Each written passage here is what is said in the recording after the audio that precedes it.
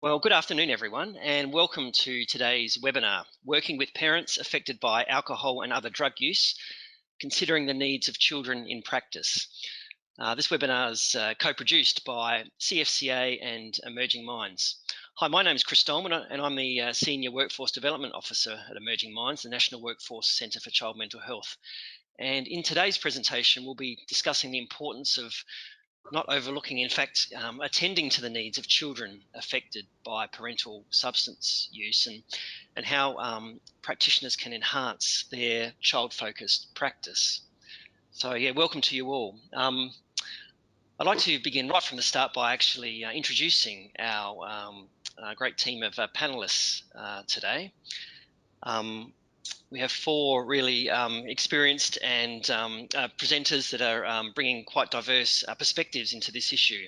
Firstly, I'd like to introduce Jill Munro. I know you've read or had a chance to read their bio, so I won't go through that, but I'd just like to firstly introduce Jill Munro.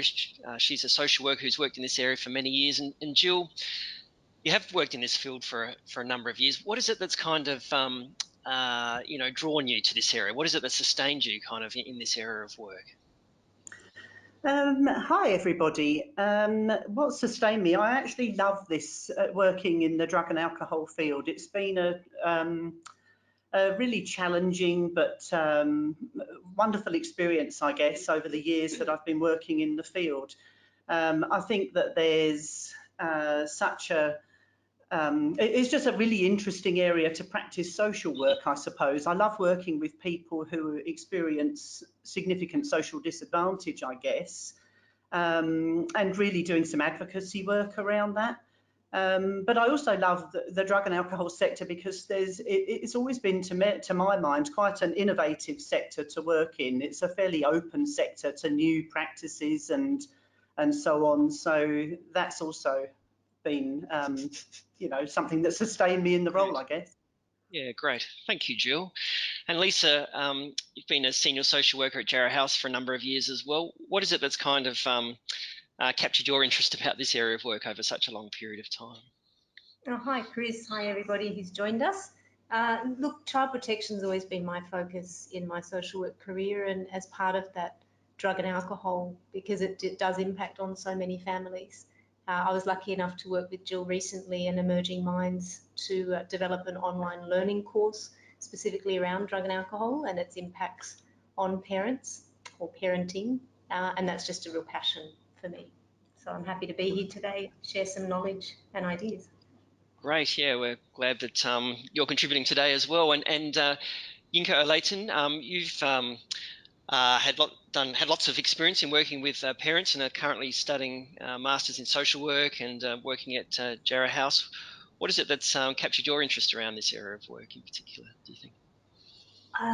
For me personally, it's just being in a space with women who would like the opportunity of hope to be the focus.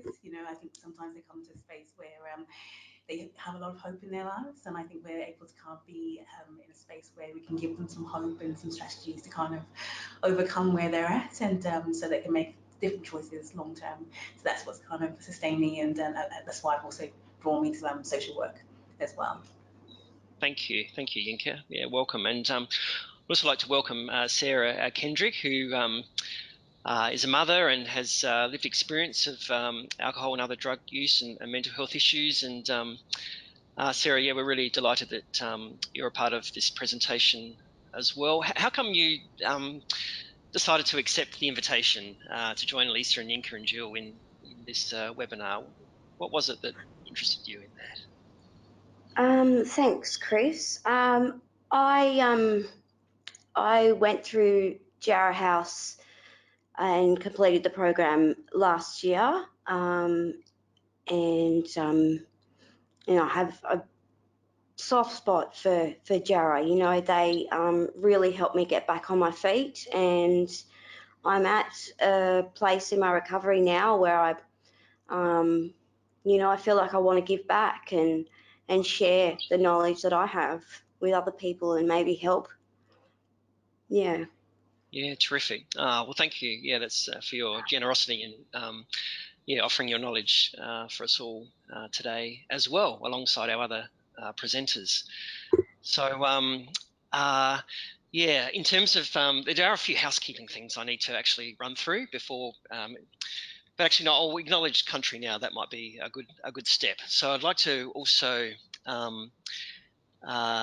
acknowledge on behalf of Emerging Minds and CFCA the traditional custodians of the lands right across this country upon which our webinar presenters have gathered, and all the participants are located. And we'd like to pay our respects to elders past, present and emerging for the memories and the traditions and the culture and the hopes that they hold of Indigenous Australia. So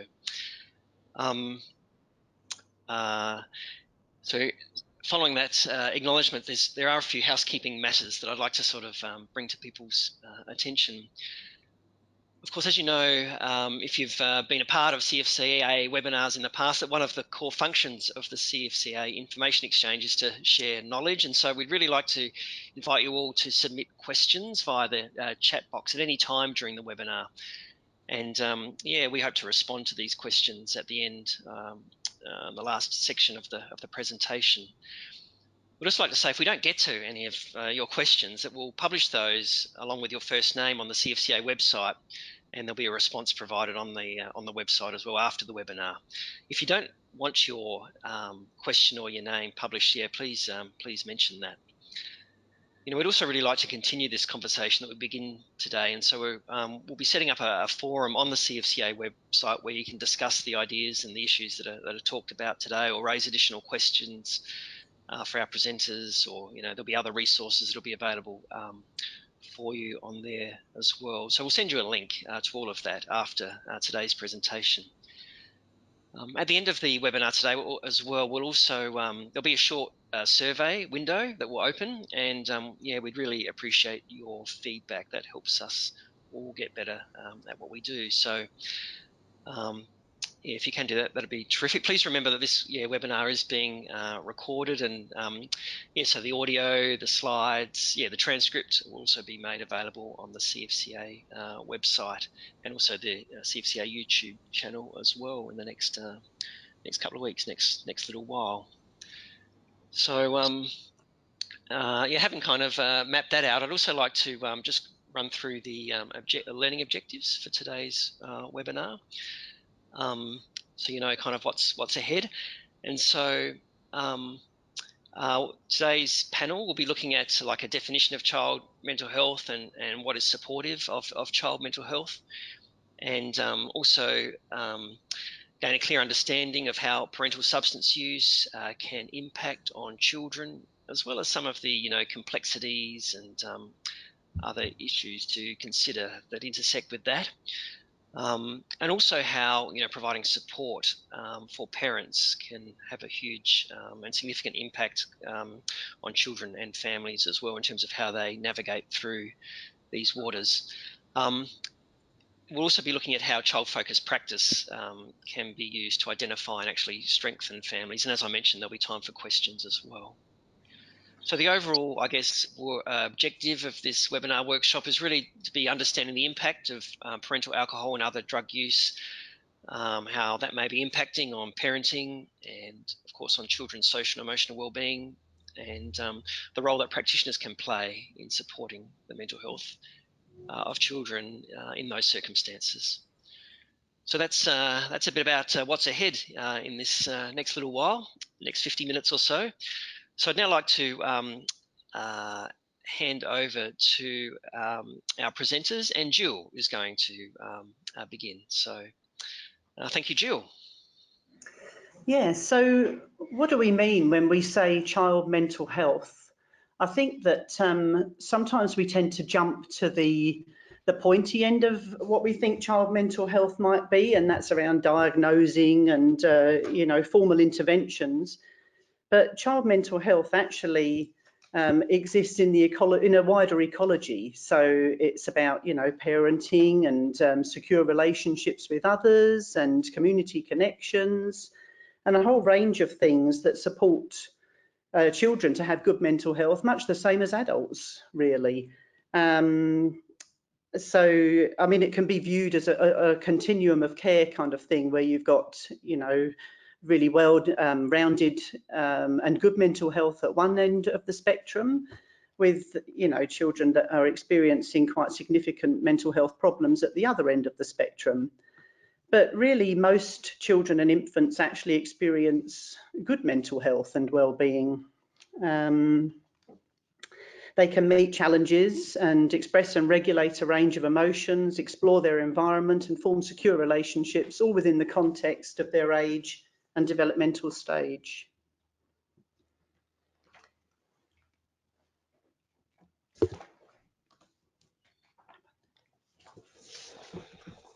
So looking at the mental health difficulties for infants and children, I'd like to start by saying that children often show us about their mental health and how it's going through their behaviour, because children don't have the language and the words, obviously, to describe their experience. So I'm going to refer now to the PUP Integrated Theoretical Framework, which is founded by Sharon Dorr from Griffith University, and it's a program that is being run now through a number of services, both here in Australia and also internationally. And here at Jarrah House, we were lucky enough to be trained in the program about 2 years ago. So the PUP Integrated Theoretical Framework really acknowledges that if we look at the right-hand side where we can see a white box saying child's developmental outcomes, that's actually where we see the evidence of mental health concerns that might be happening for infants and children. And you can see inside of the larger concentric circles where you can see a pink circle saying parental emotional regulation, that there's a direct connection between parents' mental health and how they're managing their feelings, their emotions, and the developmental outcomes for children. And as part of developmental outcomes for children, we are looking at emotional, behavioural, psychological health, which is obviously what we're talking about when we're talking about infant and child mental health. And we can see that when there are pressures on parents who are trying to raise those children in terms of a disconnection maybe from community, having substance use issues, having mental health issues, that can have a direct impact in terms of their emotional availability to the children. And what we tend to then see is the impacts on infants and children in their behaviours. So I'm just going to go through a couple of examples of behaviours that we might commonly see. The thing that I'd really like to point out in terms of the professionals participating today in the webinar is that, unfortunately, often the problem behaviours are not picked up early enough. They're picked up by the time children are at school as opposed to earlier. And what we know is that the outcomes for children are much improved the earlier we can pick it up. So what we're looking for are things like frequent or intense struggles with their emotions, so constant tantruming or really dysregulated emotional behaviour, their thoughts, so their thinking patterns, and their learning and relationships. So we start to see an impact even in the very early years, particularly if children are attending daycare or preschool. We start to see an impact in terms of their capacity to hold peer relationships and get along socially. They might have trouble controlling their moods and behaviour. And this is where it gets tricky, because what child doesn't have problems controlling their moods and behaviour? Most children do to some extent. So as a professional, we have to be trying to hold that line of what's normal for that developmental stage of that child, and where is it starting to become chronic and a problem. And we're looking there at how they can separate from their parent, whether or not they show healthy, secure attachment behaviours, or whether there's a lot of excessive clinging and difficulty in being separated even for short periods from their parent. We see things like trouble sleeping, eating problems, excessive crying, or trouble engaging with their school, their daycare, their preschool, or their community. We can see it's a bit of a spectrum. We can see over-compliance and a need to please, which is what we can refer to as parentification, where the child's learnt to really be too good, if there is such a thing, there is. And also then on the other end of the spectrum, sometimes we can see a lot of really acting out behaviours, difficulty in complying and following rules. We also see disassociation in the more extreme end of things, so shutdown and a trauma response. Usually a lot of it's non-verbal. We might see flat affect. We might also, in the really extreme stage, see some self-harming, head-banging sort of behaviours. Yeah. So the next slide you'll be seeing is one that is looking at what actually supports good child mental health. And while we know that professional intervention is really important, and obviously primarily, I guess, the focus of what we're talking about today, what we also know is that there are certain factors that are really important for all children, and in fact all parents, we might add, to have positive, good mental health. And they are having interests and hobbies which build self-esteem for children, having access to education, the opportunity for learning difficulties or early speech delays to be addressed so that they don't have too much of an impact on early peer relationships and getting on well at school. We see the importance of community, and I think we particularly see the importance of community and family in working with Aboriginal and Torres Strait Islander families, and the extended kinship structure, which is so important and integral in terms of forming of identity and support when times are difficult and there are struggles. Creating that sense of belonging to something greater than themselves for children is so incredibly important. And as part of that, relationships and friendships. Attitudes and beliefs are obviously formed in the early years, and what we see is what we refer to in psychological terms as an internal working model, and that those early years and having needs met consistently are what help to form core beliefs for children, positive core beliefs that the world's a safe place and that when there's struggle and when they need their needs met, they will be met. And if those factors aren't in place, or if some of those balloons, as you can see in front of you right now, are not filled, then what we see is that can have a really negative outcome for child and infant mental. So how does parental drug and alcohol affect the mental health, social and emotional well-being of children? So infant mental health begins in utero. Babies who are exposed to drugs or alcohol in utero are also at risk of developing neonatal abstinence syndrome. So when exposed to multiple drugs, this risk increases. And smoking has been found to cause risk to miscarriage, harm to growth and development of baby, and quitting as early as possible in pregnancy has been advised. Moving on to the next slide there, the impact of parental substance use on children. While substance use can affect people in different ways, depending on the substance use itself, general health, the amount ingested, etc., people generally act and think and feel differently under the influence of substances. So parental substance use can impact on a parent's capacity to respond to their parents' emotional and behavioural consistently in a positive and supportive way. Parents can be distracted or less attentive to children's needs due to the cycle of drug use and the symptoms of intoxication and withdrawal. So as children grow and develop from infancy, they learn to regulate and understand and express emotion through interaction with parents and trusted adults around them.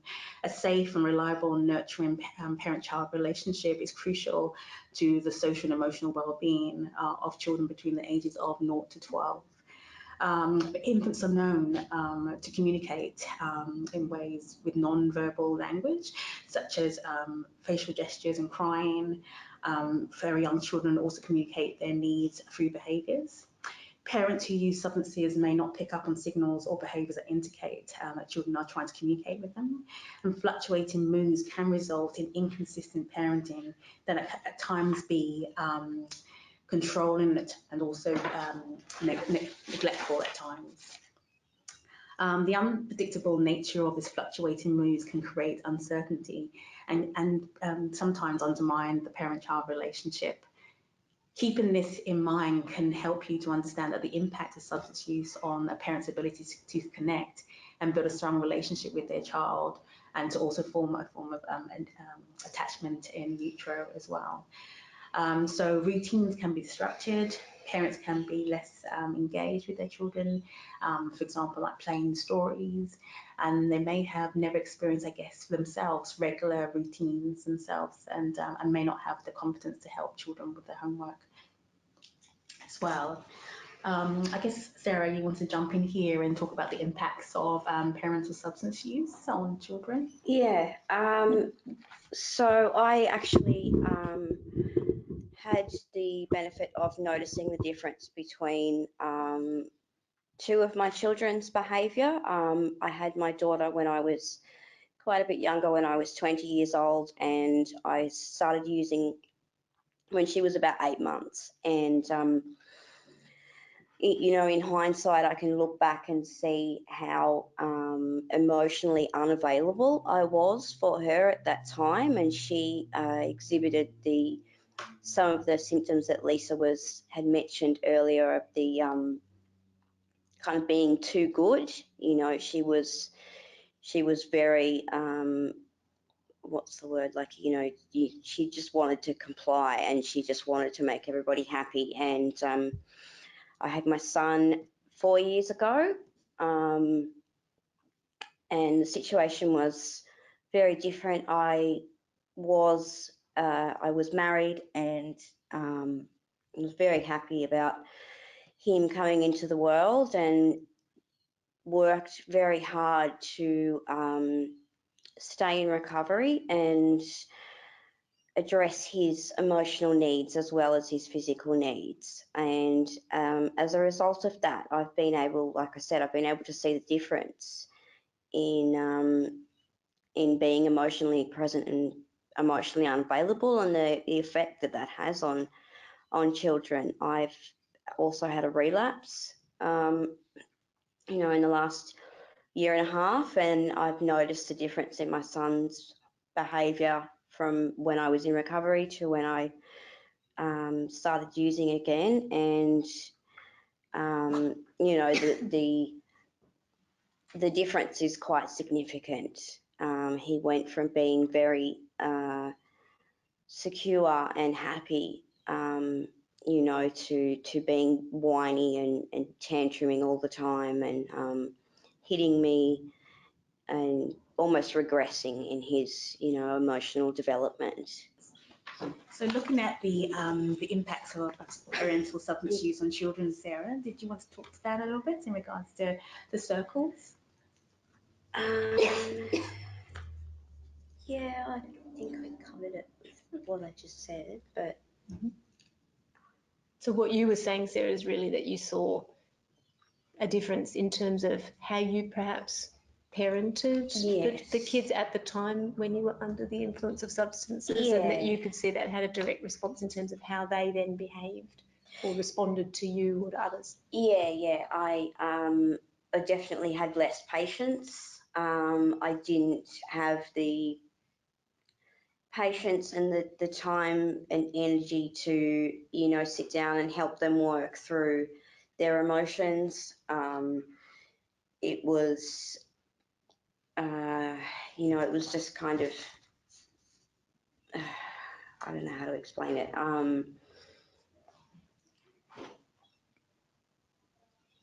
Difficult, I guess, what you're saying, difficult to be as consistent in terms of your availability to them, and you saw an impact in terms of their behaviour. Change. And it was kind of like it bounced, like we bounced off each other, if that makes sense. Like, you know, they were more clingy and needed me more, and I was less able to respond to that, so that would stress me out more, and then my sort of reaction to that was to use more and to pull away, and it just kind of kept getting worse, and it was a bit of a vicious cycle. Which is really what we see on the screen in front of us at the moment. It really is a cycle. Thanks, Sarah. That really illustrated that cycle really well. I think nobody can explain it as well as somebody that's been through it in such a way. So that was really great. Thank you.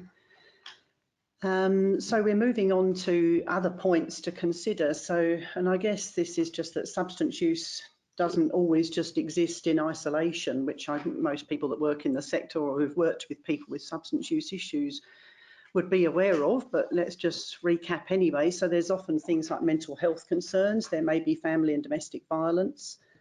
But I mean, also there's a lot of underlying trauma often with people that access drug and alcohol treatment services or have issues with substance use, basically.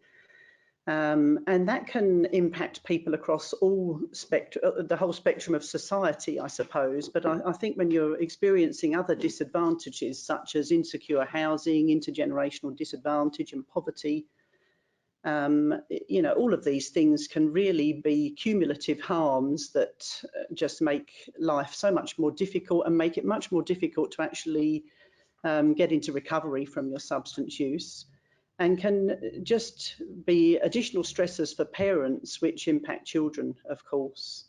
And if this cycle is not interrupted, of course, children can just develop substance use issues themselves in the future as a way of coping with the feelings that of helplessness and hopelessness and trauma and all those things that they've experienced through the adversities of their childhood.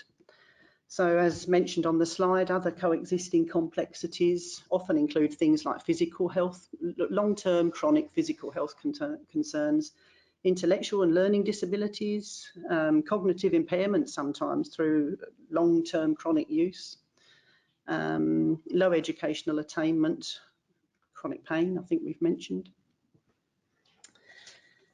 Stigma is another thing to be aware of, as it's such a significant barrier for parents seeking support. You know, there's such a lot of judgment really that goes with substance use issues, and that can lead people, particularly mothers, I think, to actually not seek the treatment that they really need. They're just so used to being judged, and there's a great fear of, you know, that continuing if you go and seek support for your, you know, around the substance use.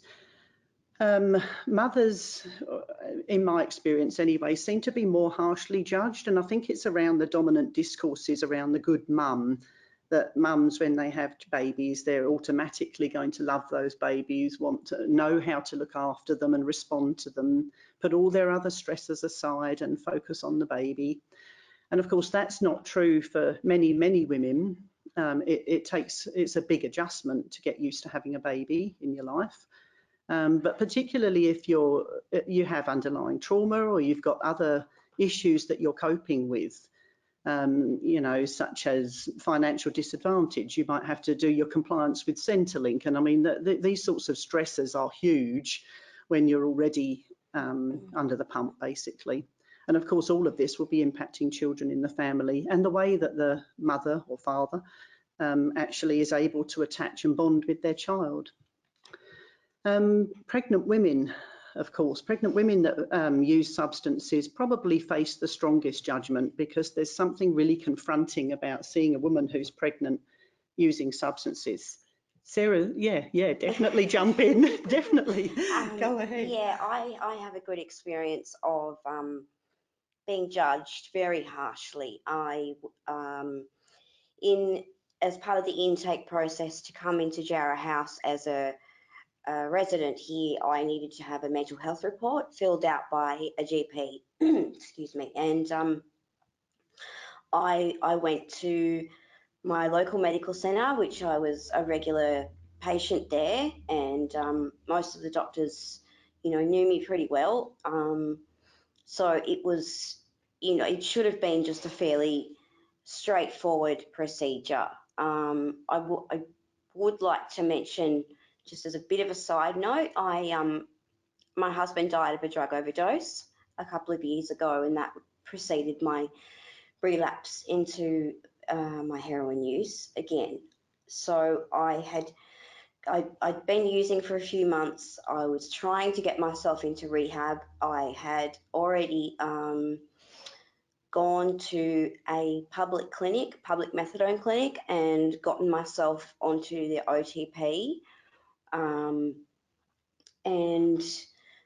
I was stable on my dose. And the GP decided to, you know, he informed me that he needed to make a child protection report, even though I had already told him that the clinic had made a report.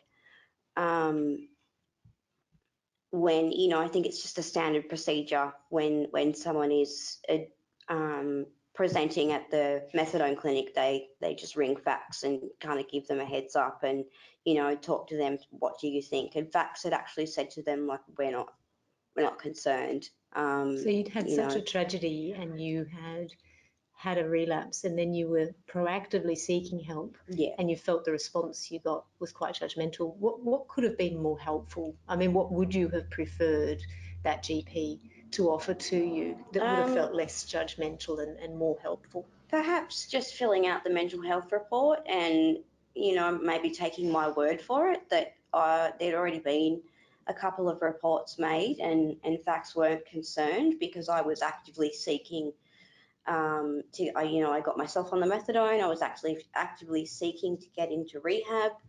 So maybe some follow-up care to follow up, make sure that your recovery was on track as opposed to kind of making assumptions at that time that you weren't heading in the right direction. Yes, yeah, that's right. Yeah, I think, rather than, you know, just really jumping to conclusions and, oh, well, this mother's admitting to a certain amount of drug use, I need to call child protection because, you know, the child's in imminent danger. You know, there's situations can be very nuanced and difficult and, sorry, not difficult, different. You know, every situation's different. It's not just You're a one spot on, size because one of the ways that we all. really assess risk is how engaged is mum and proactively seeking help. Yeah, and that's what you were doing. So we're going to look also now at trauma. We run a parenting program here at Jarrah House, and what we've really noticed, we draw on Circle of Security a lot. We draw on PUP, which I referred to earlier, the Parents Under Pressure program, and both those programs really acknowledge that mum or dad's mental health and ability to regulate their emotions has a massive impact on their capacity to be emotionally available for their children. And when there's been significant trauma, and to make a big generalisation, but after a decade here at Jarrah House working with drug and alcohol, I can say that in the majority of cases, people who end up with drug or alcohol struggles often are using drugs or alcohol to help to manage intense emotional affect, and that's often informed by trauma. So when we've got mums or dads who've had significant trauma, maybe have their own issues therefore and difficulties in regulating their own emotions, that can be really tricky when they're then trying to manage their children's emotions. And what we see a lot is that when mums or dads are going through difficult times, the impact of certain substances can further limit their capacity to manage their emotions, and they can, as Sarah's commented on already, just generally be a little bit more irritable, a bit less patient, and that tends to happen at a time when our children tend to be asking more emotionally from us, because what we know is that when kids are going through unsettled times, they tend to look to mum or dad or whoever's caring for them even more so for that stability and that security and that emotional availability. So it becomes a bit of a vicious cycle. And what we do see is that sometimes that can then lead to parents being perceived as hostile or difficult, where in fact they're actually dysregulated. And what they need support with is managing their emotions. Women in particular, as Jill's already referred to, tend to get the hard stick with this. They tend to be judged more harshly because of all of the gendered differences in terms of our expectations as a society of what we expect from women when they become mothers. Women are also more likely to have experienced child sexual abuse and intimate partner violence, and we see that correlation a lot here at Jarrah House, that a lot of our women who come through our program have had experiences of domestic violence, which just sets them up to then have a little bit more struggle trying to manage what can be sometimes very typical early childhood behaviours of aggression and acting out. They can therefore sometimes have more difficulties in setting boundaries and forming healthy relationships, and that includes healthy relationships with their children. So trauma-informed practice is being consistent with both a strengths-based approach and with a child-focused practice. So trying to work collaboratively and create that safety between the parent and the practitioner so that parents can feel open to debrief and to talk about honestly how their relationship with their child is going. So to what extent can children be a motivating factor for parents addressing their AOD use? And I think there's no one better to answer that question than Sarah, who's sitting with us here at the moment, because she has a story about how her son became such a powerful motivator for her to make change and to approach Jarrah House for treatment. So did you want to comment on that at all, Sarah? Yeah, thanks, Lisa. You know, as I said briefly before, I'd relapsed, and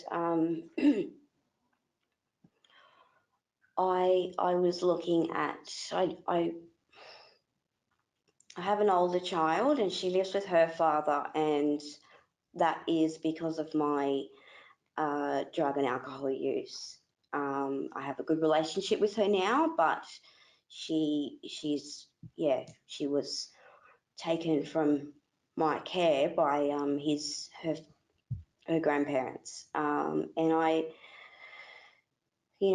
found myself having lost my husband, had relapsed, and was looking at potentially losing another child, and I couldn't let that happen. I was willing to do anything, and I knew that I couldn't make the decision to go into a rehab and leave Isaac with someone else. For one, I didn't have anyone that I could leave Isaac with, and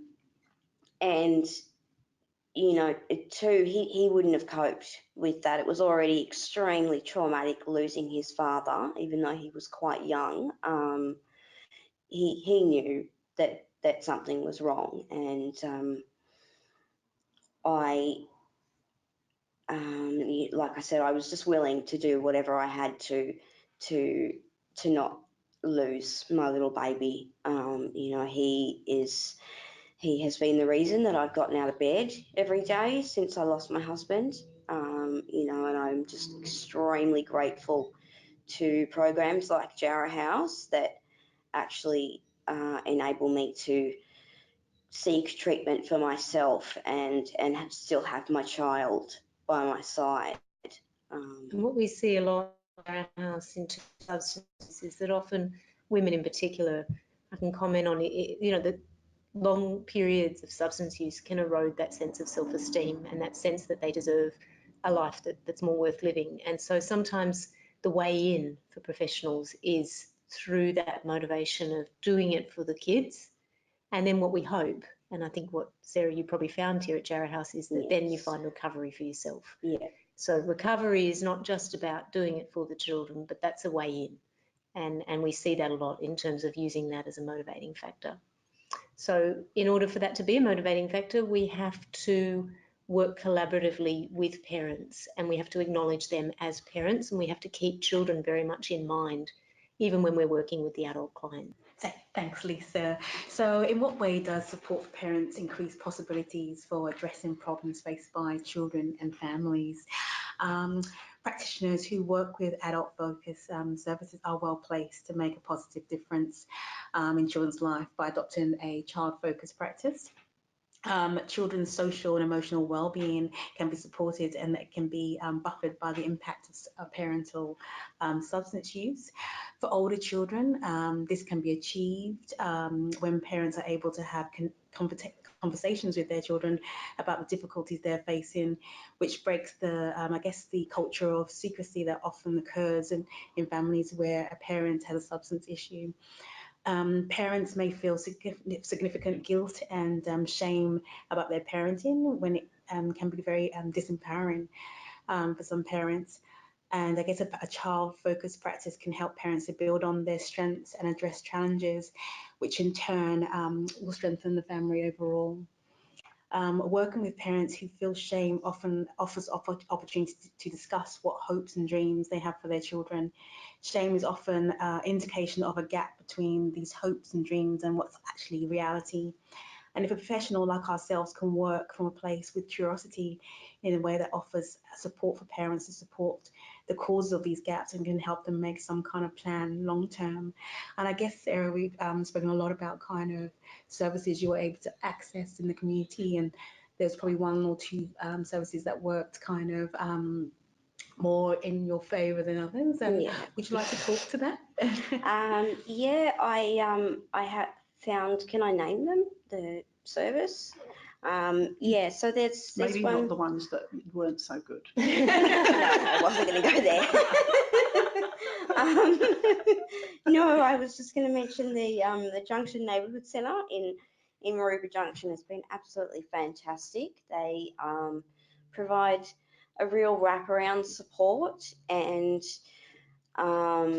you know, that's what I found was most helpful.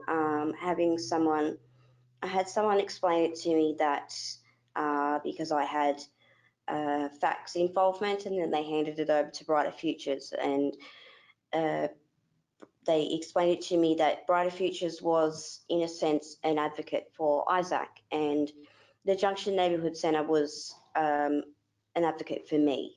They were, you know, someone that was supportive for me, and that, you know, they would help me kind of get back on my feet, and, you know, they helped me with a range of different things, you know, from like financial advice to parenting tips to, you know, not being able to take Isaac to a swimming lesson, so driving me there, sitting down and helping me open a bank account, because I was really anxious about doing that and not knowing how to do it without,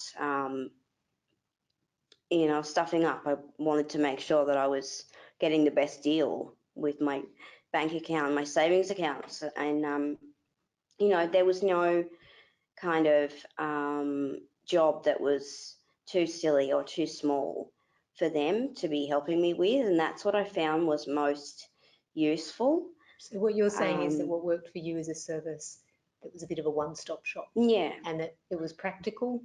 Yeah. And it was able to look at the bigger picture. Yes. Rather than individual specialised services that took you from pillar to post and you went to too many different appointments. Yes. And in the end, didn't have milk and bread. Yeah. Yeah. Because it was for someone that has anxiety and depression. You know, if you have 10,000 appointments, it just all seems too much, and that's how you end up with no milk and bread, because you don't get up and you know, everyone go assumes and someone else is doing it. Yeah.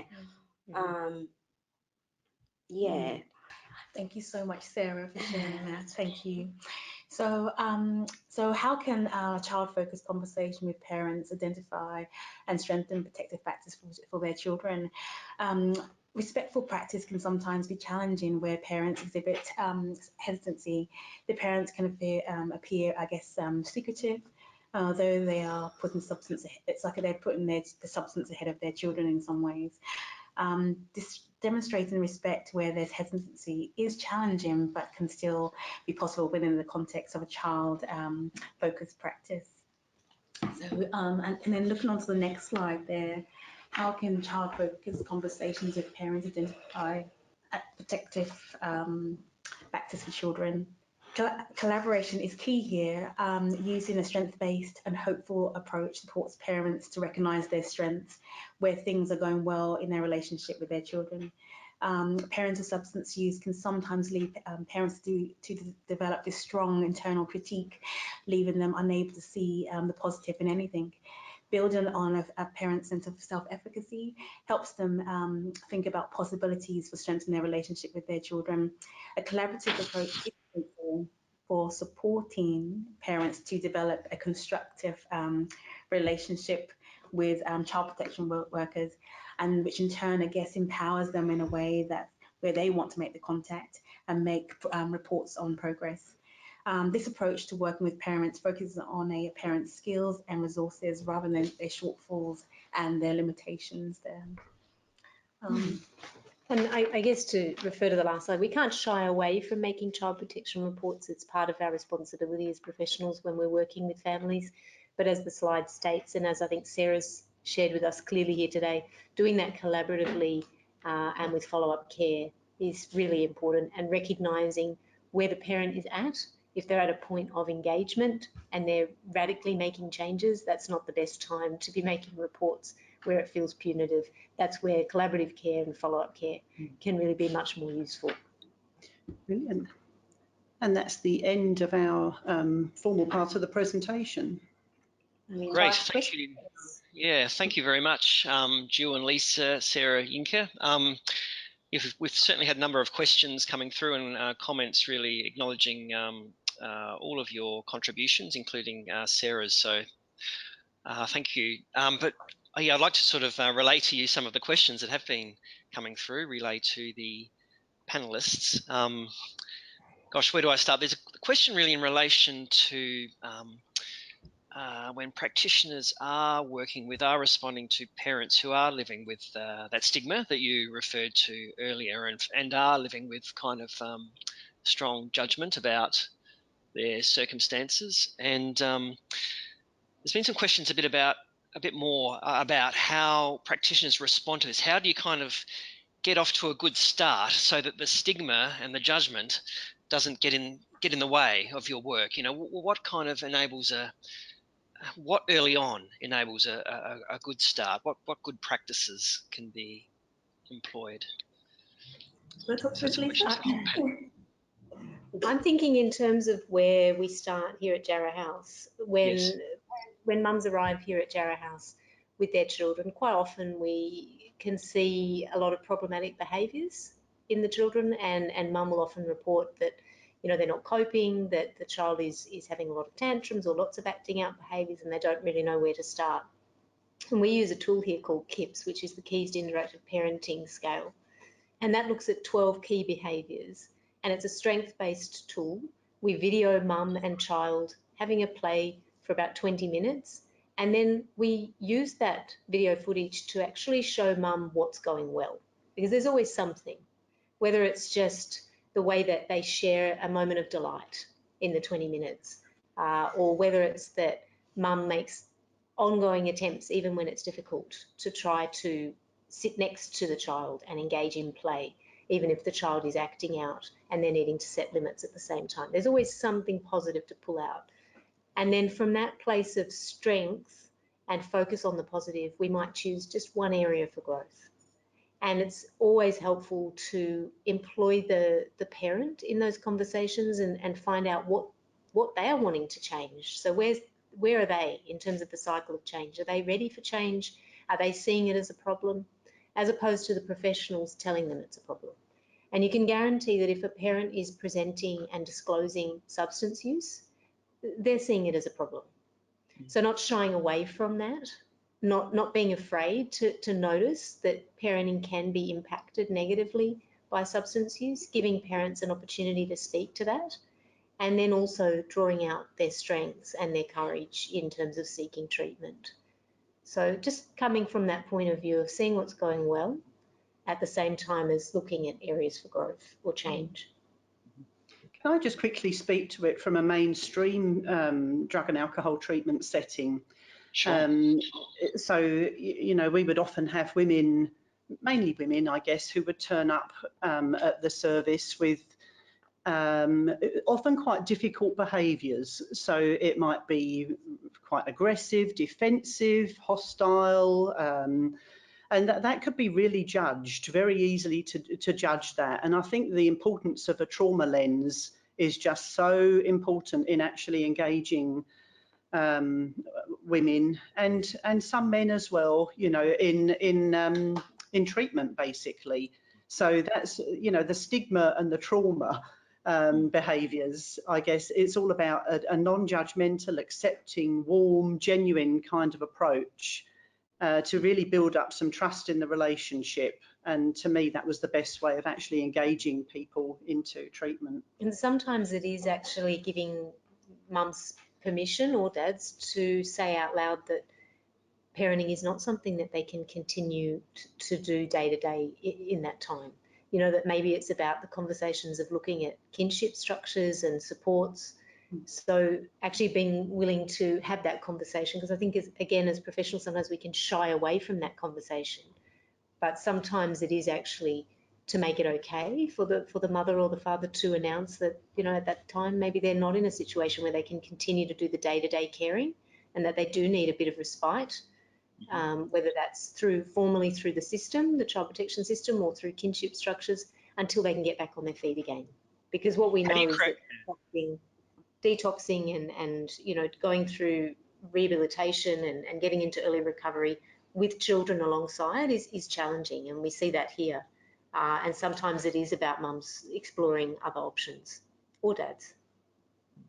Sorry, Lisa. Yeah, how do you kind of create a context for parents to be able to speak in on those terms, though? You know, to be able to sort of speak to what you've just said and saying those things out loud. Like, what can services do to contribute to make it more possible, do you think, for parents to speak? I think it's about having those radical conversations and recognising, just like we've talked about, recognising children's behaviours as a cry for help or as an explanation for what might be happening with their mental health, recognising the same for adults. So when adults are acting out or disengaging from treatment or, you know, threatening to leave the program if it's here at Jarrah House, you know, recognising that sometimes that is actually giving us the message that they're not ready. They're not quite ready to be here in treatment. And, you know, often the women who come through our program here already have child protection involvement, and they know what it means if they walk out the door, and yet they're choosing to make that decision anyway. So allowing them that space and recognising that right now is maybe not a time where they can remain in recovery.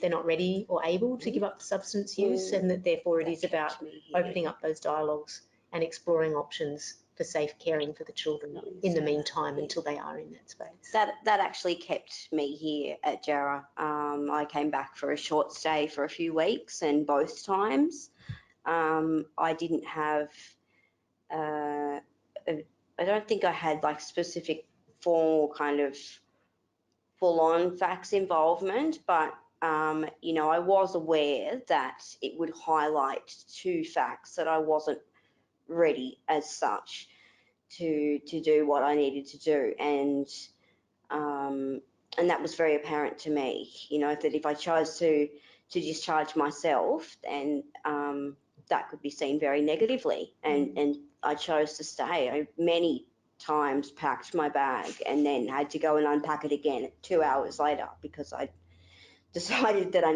actually needed to be here, and that was my child was the most important thing going on at the bottom of everything.